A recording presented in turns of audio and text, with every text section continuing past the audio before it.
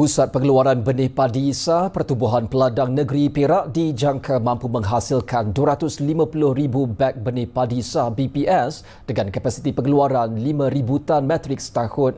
Menteri Pertanian dan Keterjaminan Makanan, Datuk Seri Mohamad Sabu berkata ia bakal memanfaatkan 16,000 pesawah di seluruh Perak.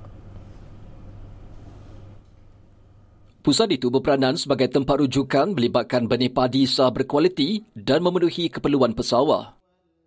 Patut percaya, setelah tertubuhnya sebuah pusat pengeluaran benih padi sah, pembangunan daerah ini juga menyusul tiba. Pembangunan ekonomi dan sosial adalah sebahagian daripada manfaat yang diterima masyarakat di sekitar ini, sama ada secara langsung atau secara tidak langsung. Terdapat 3 lagi pusat pengeluaran benih padi sah yang diwujudkan di Pulau Pinang, Selangor dan Kedah bertujuan melengkapkan rantaian nilai industri padi. Kementerian memberi tumpuan kepada 2 agenda utama iaitu mereformasi industri padi dan beras negara serta meningkatkan produktiviti ruminan khususnya pengeluaran daging lembu serta kerbau.